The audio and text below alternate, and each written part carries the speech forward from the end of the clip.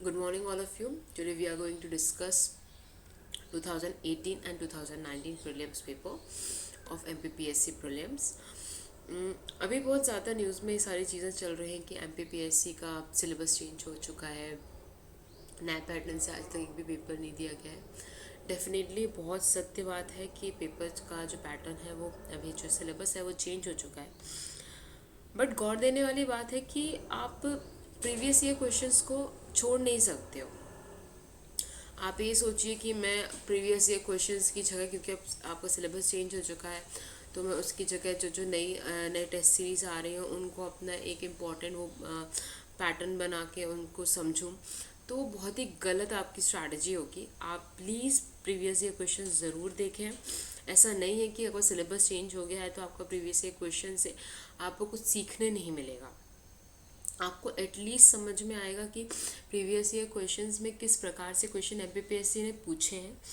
और मैं इवन ये भी कहूँगी कि आप एकदम से रिलाई भी ना करें कि क्वेश्चन किस प्रकार से पूछे जा रहे हैं, क्योंकि ये थोड़ा बहुत ट्रेंड देखा गया था 18 और 19 के पेपर में, जहाँ से पीएससी थोड़ा सा हटा था अपने पुराने जिसका तरीका था क्वेश्चन पूछने का।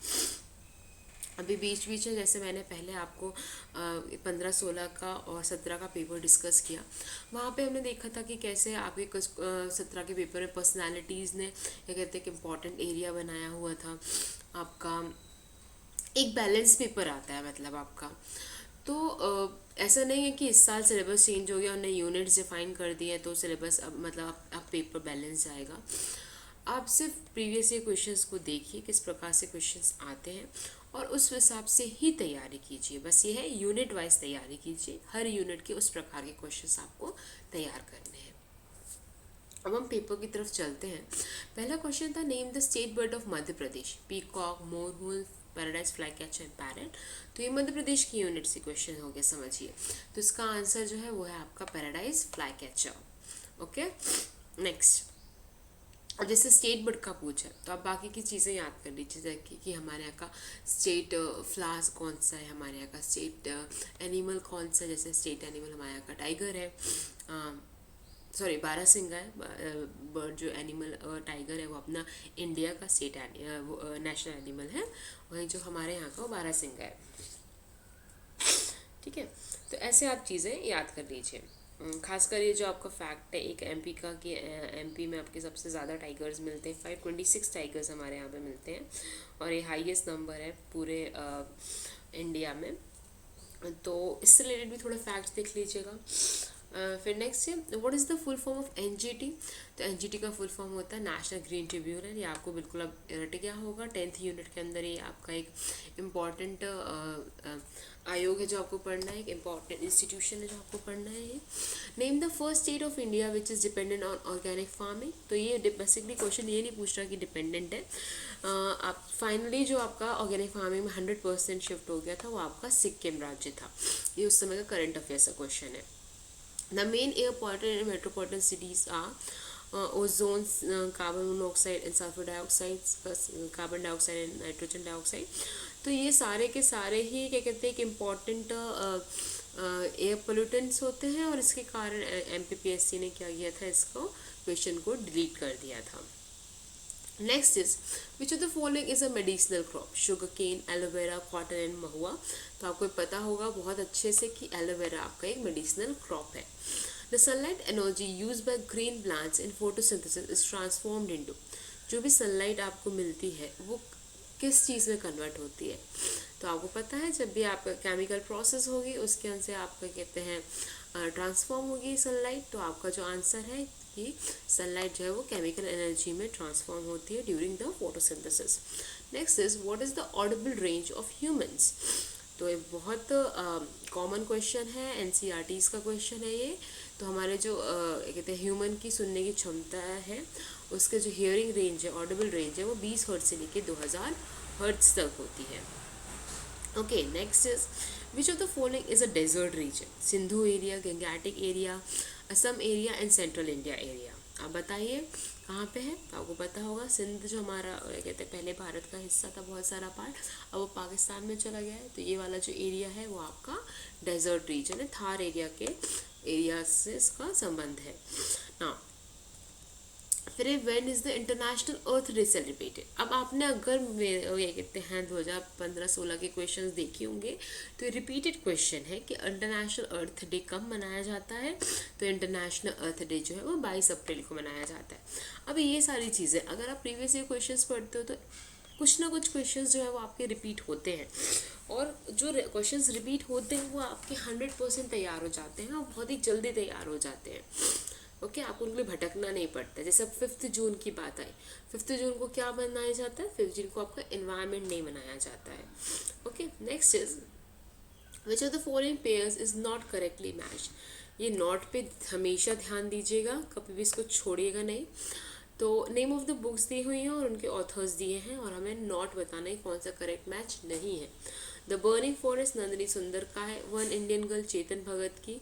जिन्ना often came to my house are house Kiran Doshi की। And islands of lost girl Kunal Basu की। अब हर साल कम से कम नहीं है तो 1-2 क्वेश्चंस आपके बुक से आते ही आते हैं, और साल भर में कुछ ऐसी ज़्यादा बुक्स होती नहीं है जो बहुत न्यूज़ में रही हों, तो उनको आप सिर्फ देख लीजिएगा करंट में उस समय जो बहुत बुक्स न्यूज़ में रही हों। 20-25 बुक्स ही होती हैं। एक बार आप उनको 2-3 बार ऐसे घूमते फिरते पढ़ते रहेंगे तो आपको एक बार आपका माइंड फ्रेम में बैठ जाएगी चीज़ कि इसने क्या लिखा हुआ है। तो उस समय करंट न्यूज़ में था ये, तो ये जो है island of lost girls Kunal Basu ji की बुक नहीं थी। बाकी आपकी बर्निंग फॉरेस्ट नंदिनी सुंदर जी ने लिखी थी। One Indian girl Chetan Bhagat की बुक है और Jinnah often came to my house Kiran Doshi की बुक है। Next, who among the following women won the by-election 2017 for the one Rajya Sabha seat from Madhya Pradesh. ये उस समय का करंट अफेयर्स का क्वेश्चन था ये, और उस समय उनका संपतिया उइके जी थी जिन्होंने ये इलेक्शन देखा, ये कहते हैं जीता था। अब अभी भी जैसे कुछ कुछ बाई इलेक्शंस हुए हैं आपने ये कोरोना के टाइम के बाद में, उनमें से कुछ ऐसे इंपॉर्टेंट फिगर हो जो आपको लगे कि हाँ ये अच्छी चीज़ हुई है। जैसे वो वुमेन फर्स्ट वुमेन ये कहते हैं सॉरी ये जो ओनली वुमेन थी जिन्होंने ये कहते हैं राज्यसभा सीट के लिए ये कहते हैं चुनाव लड़े जीते थे। तो ऐसे अभी भी कुछ इलेक्शंस में खासी ये कहते हैं नज़र मार लीजिएगा और मैं देख लीजिए कुछ ऐसा नया सा कुछ अच्छा सा, मतलब एकदम पहली बार हुआ है कुछ, या फिर कहीं भी ऐसा कुछ डिस्प्यूटेड था तो वहाँ से कुछ नया जीता है। क्योंकि आप हर चीज़ को नहीं याद कर सकते कि सोचिए आप बाई इलेक्शंस हुए तो जितने चीज़ ये कहते हैं जीते हैं कैंडिडेट्स उनको आप याद करें, या फिर अलग अलग अभी प्रदेशों में इलेक्शंस हुए तो उनको याद कीजिए। कल मैंने आपको बताया था कि जैसे पिछले साल पूछा गया था कि ममता बनर्जी को कहते हैं ओथ किसने दिलाई थी, 2017 के पेपर में क्वेश्चन पूछा गया था। तो बेसिकली गवर्नर्स पूछ रहे थे। तो आपको अभी भी सारे जितने भी स्टेट्स में इलेक्शंस हुए वहाँ के आप गवर्नर्स और उनके सीएम जो भी अपॉइंट किए गए हैं उनको ज़रूर याद कीजिएगा। Now, how many times India and Pakistan exchanged the lists of their nuclear installation under an agreement that aims to prevent both sides from attacking such installation till January 2018? अब जो ये वाला क्वेश्चन था उस वो एक्चुअली में1 जनवरी 2018 को हमेशा India और पाकिस्तान के बीच में ये एक्सचेंज लिस्ट तैयार होती है। उस समय पेपर आपका जनवरी में ही था, 12 जनवरी के आसपास, और 1 तारीख या 12 तारीख दिसंबर की न्यूज़ थी आपके आखिरी दिसंबर में। तो जिन्होंने भी करंट अफेयर्स पेपर पढ़ा होगा तो डेफिनेटली इनको बन गया होगा क्वेश्चन। तो उसका आंसर 27 था। और इम्पॉर्टेंट पॉइंट ये है कि आप इस टाइप के क्वेश्चन के लिए आप अपनी चैन और नींद नहीं बर्बाद कर सकते हैं, ठीक है ना। क्या वो ऐसे एकदम से आपने बाकी चीज़ें तो नहीं पूछी, बस आपने एक नंबर पूछ लिया ये कौन सा नंबर का एग्रीमेंट था। और कई बार ये सारे टॉपिक्स ना आपको एकदम हेडलाइन में मिल जाएंगे न्यूज़पेपर की कि इंडिया पाकिस्तान के बीच में 27वां एग्रीमेंट जो है पास किया गया। बस इतने सी क्वेश्चन बन गया, आपको ज़रूरी नहीं है पूरा पढ़ना पड़े, बट हम ध्यान नहीं देते उन सब चीज़ों पे, है ना। तो ध्यान दीजिए आप ये। Next is who is appointed as a CEO of Infosys in place of Vishal Sikka. तो आपके जो CEO बने थे उस समय उनको सारिल पारेख को बनाया गया था। नेक्स्ट है आपका at present how many countries are the members of the International Monetary Fund. बड़ा ही प्यारा क्वेश्चन है। क्यों क्वेश्चन है? क्योंकि हर साल आईएमएफ से कुछ ना कुछ पूछते हैं। या तो जैसे पिछले साल उन्होंने पूछा था कि कौन सी कंट्रीज आईएमएफ का पार्ट होती हैं, उसके पहले उन्होंने पूछा था वर्ल्ड इकोनॉमिक आउटलुक कौन निकालता है। फिर इस साल पूछ रहा है कि मेंबर्स कितने होते हैं इंटरनेशनल मॉनेटरी फंड में। तो आप देखिए ऑर्गेनाइजेशन चेंज नहीं हो रहे हैं ज़्यादा। जैसे अभी आपको समझिए आईएमएफ से नए क्वेश्चन पूछ रहे हैं, के पास कुछ बचा नहीं है पूछने के लिए, तो वर्ल्ड बैंक से पूछ लेंगे। वर्ल्ड बैंक नहीं हो तो अभी न्यूज़ में WHO बहुत है, WHO के बारे में पूछ लेंगे वो। तो ऐसे आप अगर चीज़ों को पढ़ेंगे ना तो आपको बहुत मज़ा आएगा पढ़ने में, और आपको एक सेटिस्फेक्शन होगा कि मैं सही पढ़ाई कर रहा हूँ, instead of just going through the notes. Even आप नोट्स में जाइए तो नोट्स में आप काम की चीज़ें पढ़िए। ओके, कि नहीं बस बैठ के बंदा पता चला आपने आईएमएफ कर लिया तो आप बैठ के फिर इंटरनेशनल टेलीकम्युनिकेशन ऑर्गेनाइजेशन की भी सारी चीज़ें याद कर रहे हैं। भाई सारी चीज़ें ज़रूरी नहीं याद करना। आपसे वो इंटरनेशनल टेलीकम्युनिकेशन ऑर्गेनाइजेशन के बारे में कहाँ पे स्थित है वो पूछ सकता है, उसका काम क्या है वो पूछ सकता है। बट वो इतना ज़्यादा इंपॉर्टेंट है, कहते हैं आपका ऑर्गेनाइजेशन नहीं है कि वो बहुत ही डीप में उससे पूछेगा।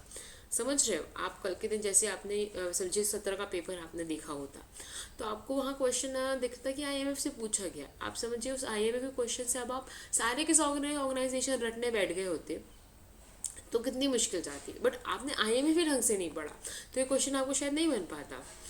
समझ रहे हैं? इसलिए आपको प्रीवियस ये क्वेश्चन देखना ज़रूरी है। Next is how many women are elected in the Madhya Pradesh assembly election of 2013। अभी ये उस समय पूछा गया था और इसको जो फाइनली डिलीट कर दिया गया था क्योंकि कुछ डिस्प्यूट था कि कितनी मेंबर्स सिलेक्ट हुई हैं, और ऑप्शंस में शायद दिया भी नहीं था उन्होंने सही answer. Next is in which year was the Madhya Pradesh राजकोषीय उत्तरदायित्व एवं बजट प्रावधान अधिनियम पास। तो बेसिकली एफआरबीएम एक्ट के बारे में पूछ रहा है। तो एफआरबीएम एक्ट जो है वो हमारे एमपी में जो है वो 2005 में फाइनली क्या कहते हैं लागू हुआ था। Next is on which date president of the USA Donald Trump recognise Jerusalem as the capital of Israel. तो ये पिछली बार आपके डोनाल्ड ट्रम्प जी ने ऐसा फिर से किया था, जेरूसलम को आपने रिकॉग्नाइज कर दिया था। फिर इसके बाद आपका इवन अभी इस बार फिर से ये कहते हैं यूएसए ने अपना कुछ स्टैंड क्लियर किया हुआ है यूएसए से इज़राइल से लेके। इज़राइल और जेरूसलम को प्लीज़ इस बार आप ध्यान से पढ़ लीजिएगा। एक आध क्वेश्चन ज्योग्राफी का वहाँ से बहुत प्रोबेबल है। आप आसपास के उसके जैसे आपका डेड सी हो गया, आपका गाज़ा स्ट्रिप हो गया, मेडिटेरेनियन सी के आसपास कौन कौन सी कंट्रीज़ हैं वो हो गया, ये चीज़ ज़रूर देख लीजिएगा। मतलब ये एकदम हाई चांस एरिया है आपके लिए, और अगर आप इसको मिस करके जाते हैं और क्वेश्चन में आपका क्या कहते हैं पेपर में आ जाता है तो ये आपके लिए बहुत बड़ा लॉस होगा अगर आपको वो क्वेश्चन नहीं बनता है तो। ओके, तो 17 का डी आंसर था उस समय। करंट अफेयर्स का न्यूज़ थी कि आपका ये अब देख रहे हैं। अब आप पेपर हो रहा है 11-12 जनवरी 2018 को, और ये जस्ट एक महीने पुरानी न्यूज़ पूछ रहे हैं। तो कभी भी इस धोखे में मत रहिए कि एग्ज़ाम जो है वो हमारा कहते हैं उसी समय है, तो हम एक महीने पुरानी न्यूज़ नहीं पढ़ेंगे। इवन 10 दिन पुरानी न्यूज़ से भी इन्होंने क्वेश्चन पूछ लिया है। फिर next is which two states have been jointly rank first in the ease of doing business ranking issued by the World Bank and DIPP in October 2016। अब इस क्वेश्चन में सबसे पहली चीज़ तो याद करने वाली है कि आपका ease of doing business report जो है वो कौन निकालता है, वर्ल्ड बैंक और हमारी जो क्या कहते हैं जब स्टेट वाला होता है, मतलब स्टेट की जो आपकी ease on doing business rank होता है वो आपका world bank along with the department of industrial policy and promotion, इसका नाम चेंज हो चुका है अभी, वो निकालते हैं। और उस समय का करंट अफेयर्स है अक्टूबर 2016 का इन्होंने पूछ लिया। अब आप सोच सकते हैं 2016 का पूछा है इन्होंने, पूरा 1 साल पुराना करंट अफेयर्स पूछा है इन्होंने। तो जिसका आंसर है वो है आपका उस समय की न्यूज़ है, तो इस पर ज़्यादा ध्यान नहीं दीजिएगा। तो आंध्र प्रदेश और तेलंगाना इसमें कहते हैं फर्स्ट रैंक पे थे।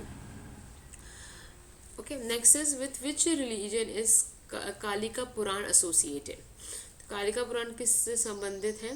तो कालिका पुराण जो है आपकी उस समय उन्होंने माना था कि जैनिज्म से संबंधित है। Next is in Asian period which वर्ण वॉज ऑल्सो कॉल्ड एज सार्थवाह। किस वर्ण को सार्थवाह भी कहा जाता था? तो आपका एक आंसर है वैश्य, जो आपके है उनको सार्थवा कहा जाता था, उस वैश्य वर्ण को सार्थवा कहा जाता था। एंशियंट हिस्ट्री और मेडिवल हिस्ट्री बड़े ही ये कहते हैं फेवरेट है एमपीपीएससी की, ठीक है ना। आपको शायद मॉडर्न से उतने ज़्यादा क्वेश्चन ना मिले, आपको एंशियंट और मिडाइवल से मिलते ही मिलते हैं, ठीक है। The next is the ancestors of Shunga originated from, जो शुंग डायनेस्टी थी वो कहाँ से बेसिकली बिलोंग करती थी, तो ये जो शुंग डायनेस्टी थी वो आपकी बिलोंग करती थी उज्जैन से, okay. Next is the successor of Sher Shah was, जो शेरशाह के बाद कौन ये कहते हैं सक्सेसर थे, तो जो शेरशाह के बाद हैं आपके मेन आते हैं आपके Islam Shah, okay. He was the successor of Sher Shah. Where was the Western Presidency situated in the early period of the East India Company? जो वेस्टर्न प्रेसिडेंसी थी वो आपकी ईस्ट इंडिया कंपनी कहाँ पे थी, वेस्ट में आपका कहाँ पे उनका हेडक्वार्टर था, ये इनका बेसिकली क्वेश्चन है। तो इसका आंसर है ए, सूरत में था। ये आप अगर आपको नहीं भी पता तो आप एक थोड़ा सा लगा सकते हैं। इनिशियल ईस्ट इंडिया कंपनी जब आई थी तो उन्होंने सूरत में ही अपनी इस्टेब्लिश किया था और सूरत में ही आपका इनका वेस्टर्न प्रेसिडेंसी थी। Next is the British Empire is rotten to the core, corrupt in every direction and tyrannical and mean. This statement was made by Sister Nivedita, Savitribai Phule, Annie Besant and Bal Gangadhar Tilak. तो जो ये important है कि उस समय ये sister Nivedita ने पूछा था एंड ये क्वेश्चन उस साल सिस्टर निवेदिता बहुत ज़्यादा न्यूज़ में थी। तो ये जो स्टेटमेंट था वो सिस्टर निवेदिता ने कहा था, the British empire is rotten to the core, corrupt in every direction and tyrannical and mean. Sister Nivedita उस समय न्यूज़ में थी इसलिए ये क्वेश्चन आया हुआ था। फिर is who coin the slogan quit India, तो ये जो क्विट इंडिया का स्लोगन है वो ये अगेन आपका एक बहुत ज़्यादा ये कहते हैं डिस्प्यूटेड क्वेश्चन था कि महात्मा गांधी ने कहा था या उसे मेहर अली ने कहा था, ये दोनों ही आपके एक डिस्प्यूटेड क्वेश्चन था।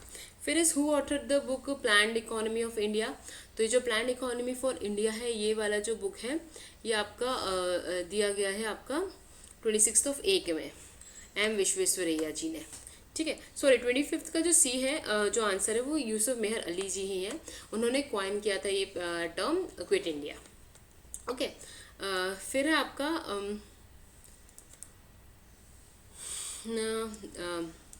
विच massacre is known as the Jallianwala Bagh tragedy of Madhya Pradesh, तो ये बहुत ही फेमस सा है आपका चरण पादुका मैसेकर, इसको अपने एमपी का जालियांवाला बाग ट्रेजेडी कहा जाता है।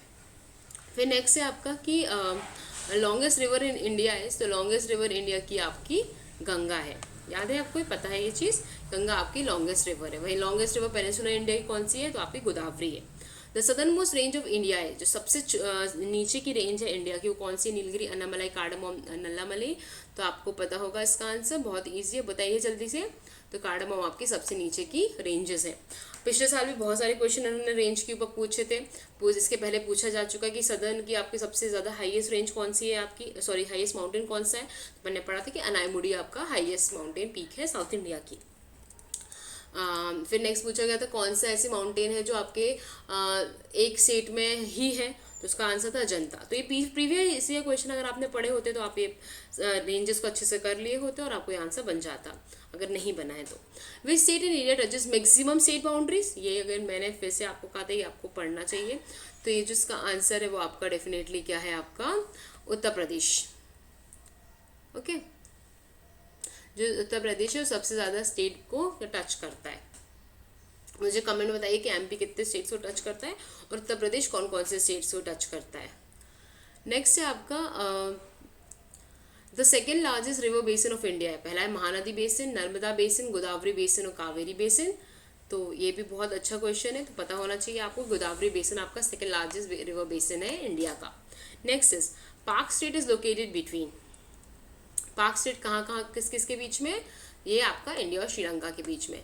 ध्यान दीजिए ज्योग्राफी में आपके क्वेश्चन पहले तो आपको फिजिकल ज्योग्राफी से बहुत पूछे जाते हैं खासकर इंडिया के, और दूसरा आपका इकोनॉमिक ज्योग्राफी से भी क्वेश्चन पूछे जाते हैं आपके एग्रीकल्चर से, ओके।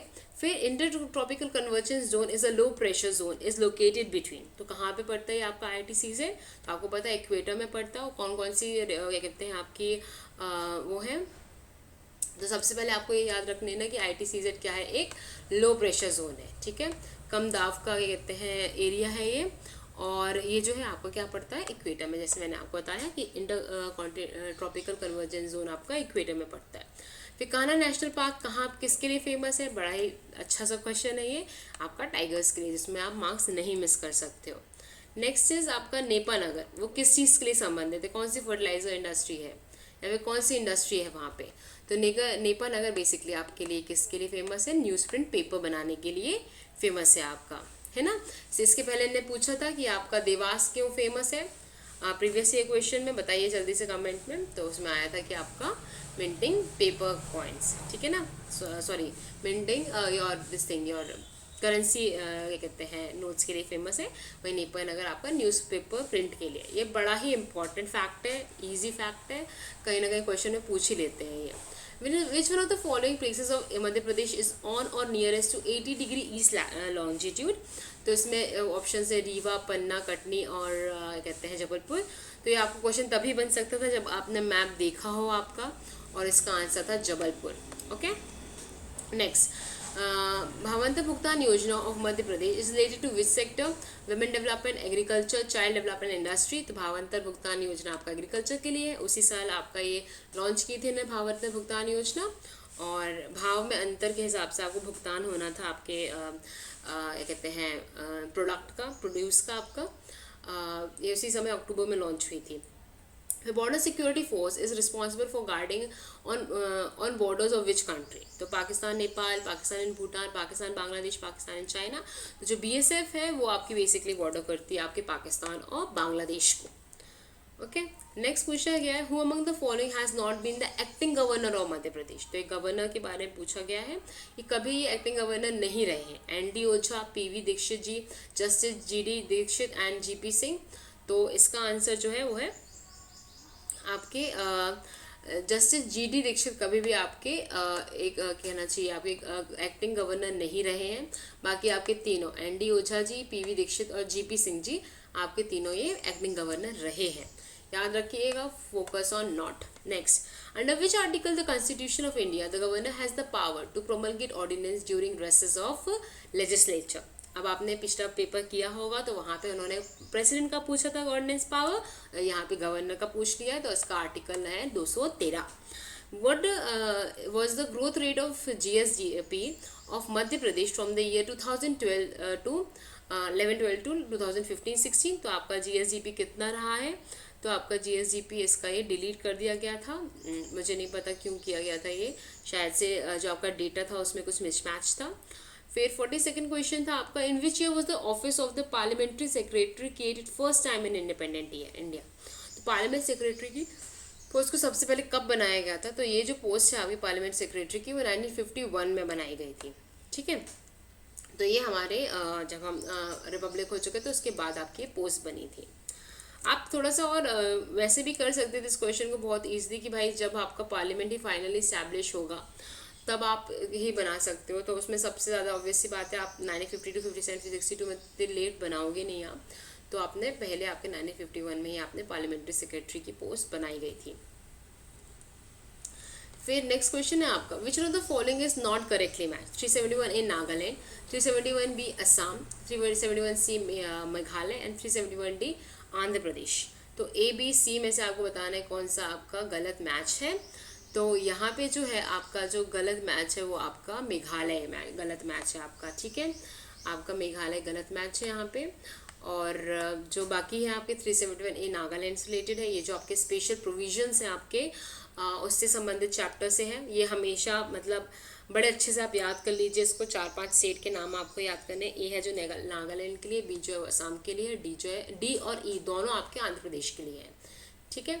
C जो है वो मेघालय के लिए नहीं है आपका। शीज जो आपका है वो आपका शायद से मिज़ोरम के लिए है, ठीक है ना, जहाँ तक मुझे याद आ रहा है। आप कमेंट बॉक्स में ज़रूर बताइएगा इस चीज़ को। How many seats are reserve for schedule caste in Lok Sabha.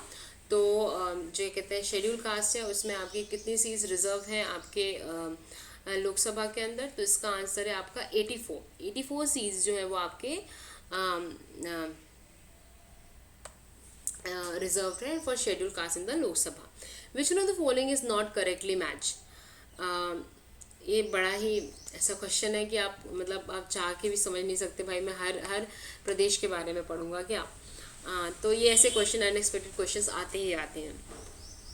पहला है आपका आंध्र प्रदेश में क्या 18 सीट्स है, उड़ीसा में क्या 10 है, तमिलनाडु में 18 है और महाराष्ट्र में क्या 19 है। कहाँ पे गलत दिया हुआ है, तो 45th में आपका जो ए है वो गलत दिया है। आंध्र प्रदेश में 18 सीट्स रिजर्व नहीं है आपके राज्यसभा के अंदर, बाकी के सारे सही हैं आपके। तो उड़ीसा में 10 सीट्स हैं राज्यसभा के लिए, तमिलनाडु की 18 सीट्स हैं, वहीं महाराष्ट्र की आपकी 19 सीट्स हैं। अब आपको ये क्वेश्चन आ चुका है तो आप अपने एमपी की भी राज्यसभा में कितनी सीट्स हैं और लोकसभा में कितनी सीट्स हैं दी हुई है होती हैं, तो आप इसको याद कर लीजिएगा और इसको कमेंट बॉक्स में ज़रूर बताइएगा। Okay, next is in which year was Lakshmibai national institute of physical education established. अब आपको पता होगा ये जो Lakshmibai national institute of physical education है वो ग्वालियर में है और ये जो स्टैब्लिश है वो किया गया था आपका 1957 के अंदर। Next is en passant is related to which game. तो en passant billiards, snooker, carrom and chess. तो ये जो है इसका आंसर है वो आपका चेस। इसके लिए आप यूज़ करते हैं en passant is a term use for chess. तो गेम्स में आप कितने ये कहते हैं टीम होती है, कितने लोगों की टीम होती है, कुछ एक आध टर्मिनोलॉजी जो उस गेम के लिए स्पेसिफिक हो वो याद कर लीजिएगा। फिर next the first Rajiv Gandhi Khel Ratna award was given to whom. तो विश्वनाथ आनंद, गीत सेठी, सचिन तेंदुलकर एंड धनराज पिल्लाई जी। तो आपका आंसर होगा यहाँ पे विश्वनाथ आनंद जी को पहला खेल रत्न पुरस्कार दिया गया था, राजीव गांधी खेल रत्न पुरस्कार। इसके पहले पूछा गया था आपका कि सचिन तेंदुलकर जी को आपका पहला अर्जुन अवार्ड कब मिला था, तो इसका आंसर था उस समय का 1994। लिब्रो किस खेल से संबंधित। देखिए पहले दूसरा आपका फिर से आ चुका है कि लिब्रो जो टर्म है वो किस खेल से संबंधित है, कबड्डी, खो खो, बास्केटबॉल और वॉलीबॉल। तो आपको ये होना चाहिए, ये पढ़ा होना चाहिए आपने, तो ये वॉलीबॉल आपका आंसर है। Libero is related to volleyball. Next is who was the first recipient of Dronacharya award in 1985। Option है आपके OM Nambiar, OM Prakash Bhardwaj, BB Bhagwat and all of them. तो जिसका आंसर है वो है तीनों के तीनों जो हमारे दिए गए हैं ऑप्शंस में, सारे के सारे को पहली बार ही द्रोणाचार्य अवार्ड दिया गया था 1985 में। तो OM Nambiar ji, OM Prakash Bharadwaj and BB Bhagwat ji को दिया गया था। Next is what is the distance of marathon race. तो मैराथन रेस कितनी बड़ी होती है आपकी, तो मैराथन रेस आपकी 26 माइल 385 यार्ड्स की होती है। 26 मील और 385 यार्ड्स की आपकी मैराथन रेस होती है। ओके, नेक्स्ट इज आपका 26 मील 385 yards. Okay, which Indian player has won gold medal in olympics. Gagan Narang, Rajyavardhan Singh Rathore ji, Abhinandan Bindra and Sushil Kumar. तो यहाँ पे आपके अभिनव बिंद्रा जी हैं जिन्होंने गोल्ड मेडल जीता था शूटिंग में। सुशील कुमार जी इस बार न्यूज़ में है, थोड़ा इनकी लाइफ में भी प्रॉब्लम्स चल रही हैं। और नेक्स्ट है आपका the national sports day is celebrated in which day. This is a repeated question, ये बिल्कुल आपको पिछले साल के पेपर में मिल चुका है। 29 अगस्त जो आपका नेशनल स्पोर्ट्स डे मनाया जाता है। फिर पूछा गया the player who has been awarded with Arjuna award, Dronacharya award, Rajiv Gandhi Khel Ratna and as well as Padma Shri, इन सब में से कौन हो सकते हैं। तो आपके अभिनव बिंद्रा जी, सचिन तेंदुलकर, प्रकाश पादुकोण एंड पुलेला गोपीचंद। अब इस क्वेश्चन को करते समय आप देखिएगा कि आप कैसे इसको कर सकते हो कि जैसे द्रोणाचार्य अवार्ड लिखा हुआ है, तो द्रोणाचार्य आप टीचर को ही दे सकते हो, है ना। आपके जो ये कहते हैं आपके कोच हैं उनको ही मिल सकता है ये। तो आपके सचिन तेंदुलकर जी और अभिनव बिंद्रा जी आउट हो जाएंगे इस ऑप्शंस में। फिर आपका थे प्रकाश पादुकोण जी और पुलेला गोपीचंद जी। तो यहाँ पे आप थोड़ा सा अगर देखें, आपने थोड़ा बहुत बैडमिंटन अगर पढ़ा हो, सुना हो बैडमिंटन के बारे में, तो Pullela Gopichand is one of the very famous coach of badminton and यही इसका आंसर है। पुलेला गोपीचंद को सारे सारे अवार्ड्स दिए गए थे। Next is which one of the following valleys of Madhya Pradesh is not a rift valley. Son valley, Narmada valley, Tapti valley and Chambal valley. इनमें से कौन सी आपकी रिफ्ट नदी में रिफ्ट की उसमें नहीं बहती है, तो पता होना चाहिए चंबल वैली आपकी रिफ्ट वैली नहीं है। बाकी ताप्ती वैली, नर्मदा वैली और सोन वैली तीनों रिफ्ट वैली में जाती है। Next is Dhupgarh is the highest peak of Madhya Pradesh is located. तो धूपगढ़ कहाँ पे सिचुएटेड है आपका? अब प्रॉब्लम ये है कि इनने ऑप्शन में ही दोनों ऑप्शन दे दिए, सतपुड़ा रेंजेस और महादेव रेंजेस दोनों दे दिए। तो महादेव जो रेंज है वो पार्ट है आपका सतपुड़ा रेंज का, और दोनों ही आंसर इसके हो सकते हैं। तो आज के दिन अगर ये क्वेश्चन आपको पेपर में आता है कल के दिन, तो इसमें आपका अगर आपने सतपुड़ा रेंज लगाया तो भी आपको सही माना जाएगा, महादेव रेंज लगाया तो वो भी आपका सही माना जाएगा, क्योंकि अब एमपीपीएससी ऐसा प्रोविजन रखती है अगर एक आंसर के दो आंसर्स हैं तो उनको सही माना जाएगा दोनों को। ओके, और ध्यान रखिएगा इस बार आपका जो हिंदी वर्जन है वो आपका करेक्ट माना जाएगा, ना कि आपका English version of translation. Okay, next is which one of the following rivers does not join river Chambal? तो बेसिकली चंबल की कौन सी आपकी सहायक नदी नहीं है वो पूछी गई है। ऑप्शन है शिप्रा, कालीसिंध, बेतवा और पार्वती। तो बताइए कौन सा इसमें आंसर है? तो आपको पता होना चाहिए बेतवा आपकी चंबल की नदी नहीं है। बेतवा सीधे आपको किस में मिलती है? यमुना में जाके मिलती है। शिप्रा, कालीसिंध और पार्वती ये तीनों के तीनों आपकी चंबल की सहायक नदियां हैं। Next is which of the following districts of Madhya Pradesh touches the state boundaries of Gujarat and Rajasthan? कौन सी डिस्ट्रिक्ट है जो टच करती है गुजरात और राजस्थान को? ऑप्शन है झाबुआ, अलीराजपुर, रतलाम और मंदसौर। ये आपकी जो है वेस्टर्न डिस्ट्रिक्ट है एमपी की, और इसमें से जो है आपकी वो है झाबुआ, जो आपके गुजरात और राजस्थान दोनों को टच करती है। आप इन बाकी ये कहते हैं डिस्ट्रिक्ट्स का भी देखिए कहाँ कहाँ पे ये सिचुएटेड है। अब जो क्लाइमेट है वो मध्य प्रदेश का किस प्रकार का है? तो आपको पता है मॉनसूनी क्लाइमेट है हमारे यहाँ का। Monsoon is the climate of Madhya प्रदेश।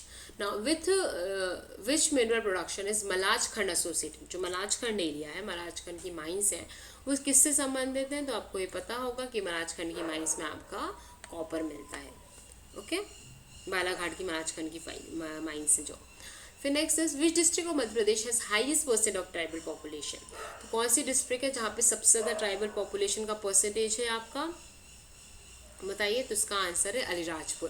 अलीराजपुर में आपका हाईएस्ट परसेंटेज है ट्राइबल पॉपुलेशन का। फिर नेक्स्ट है आपका गुजारी महल वॉज इस्टेब्लिश बाय। जो गुजरी महल है वो किसने इस्टेब्लिश किया था? अकबर, शाहजहां, मान सिंह और नन ऑफ देम।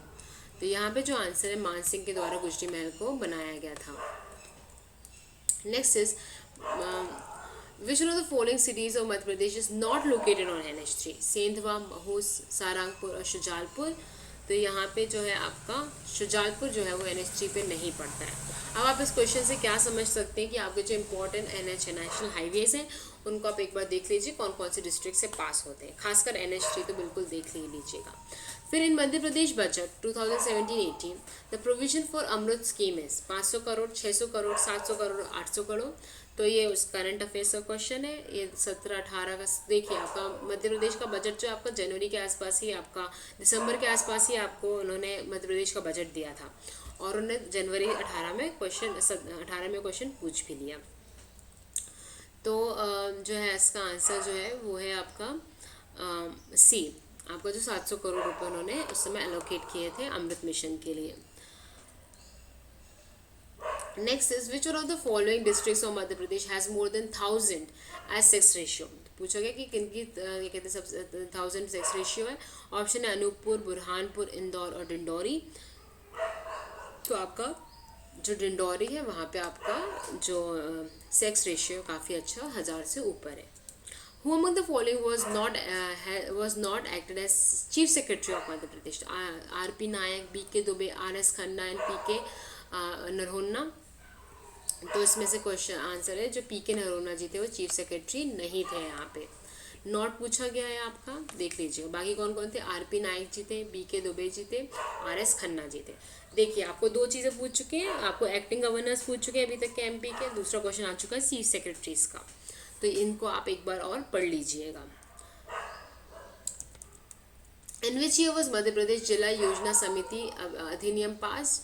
तो जो आपका जिला योजना समिति मतलब आपका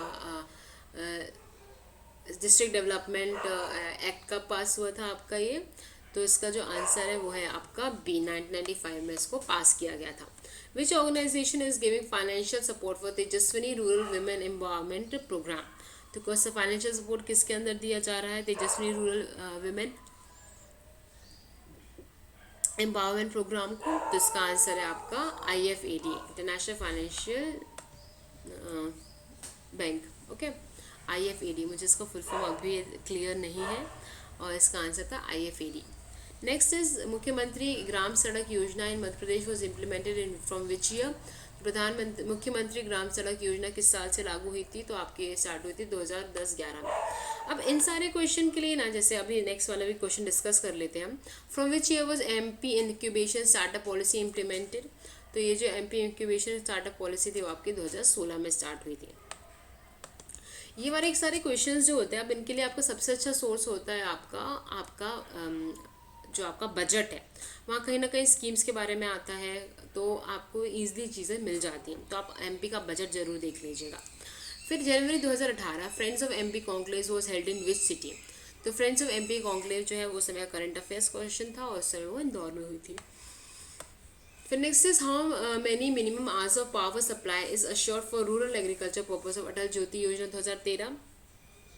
तो मैं इसमें 10 क्या कहते हैं घंटे की आपको बिजली मिलती है, तो आपकी रूरल एग्रीकल्चर के लिए ये इम्पॉर्टेंट है। ये सारे क्वेश्चन जहाँ तक आपके ये पूरे करंट से आए हुए हैं, बजट से आए हुए हैं, तो आप बजट ज़रूर देख लीजिएगा।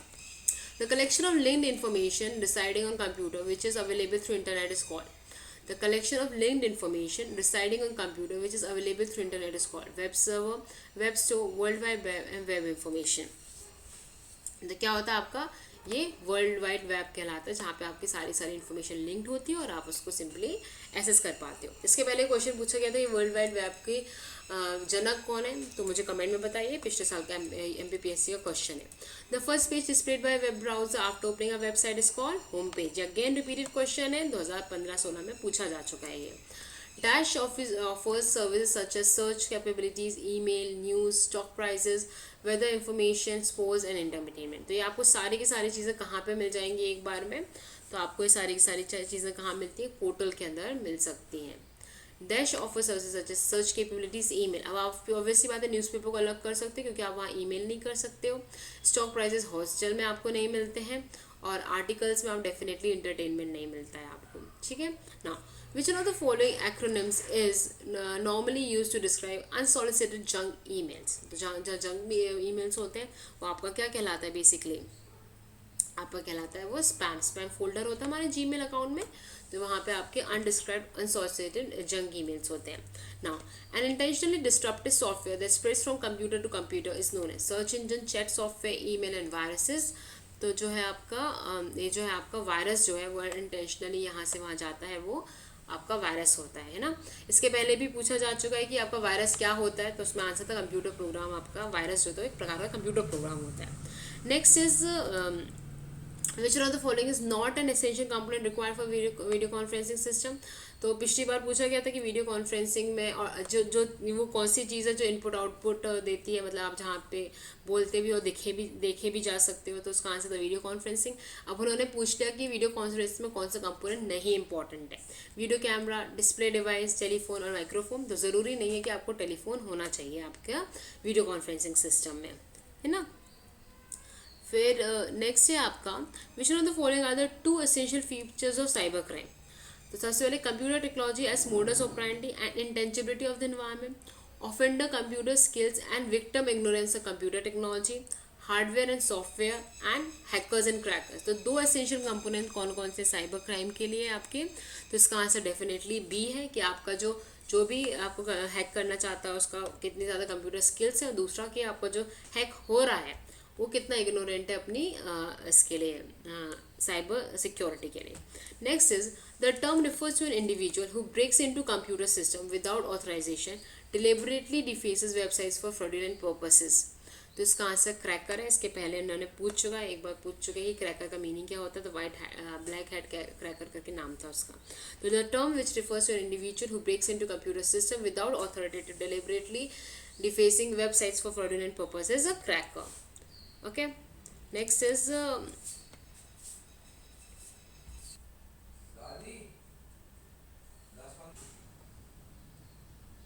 okay, next is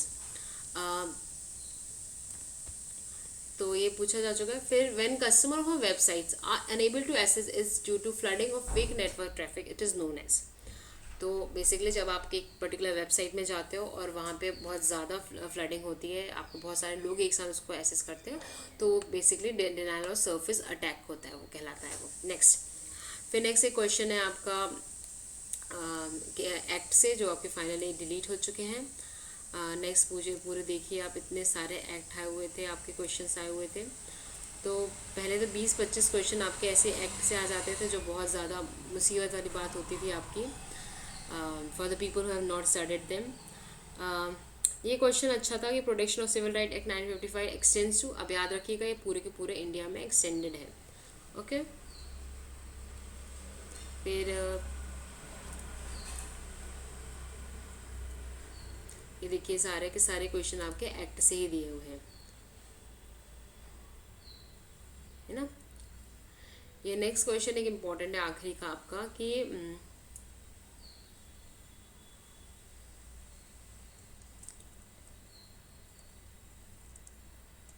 the state commission submit इस एनुअल रिपोर्ट, तो जो आपकी स्टेट ह्यूमन राइट कमीशन होती है वो किसको अब सबमिट करती है अपनी एनुअल रिपोर्ट, तो इसका आंसर जो है वो आपका बी है। स्टेट गवर्नमेंट को आपकी जो है ह्यूमन राइट्स कहते हैं कमीशन जो है अपना रिपोर्ट सबमिट करती है। फिर in the definition of arm forces under the protection of human rights act which of the following is not included, तो आपके इसमें जो आर्म फोर्सेस में क्या क्या नहीं आता है आपका, तो आपका बेसिकली आर्म फोर्सेस जो स्टेट्स के हैं वो आपके protection of human right act के अंदर दिए गए आर्म फोर्सेस वर्ड में नहीं आती हैं।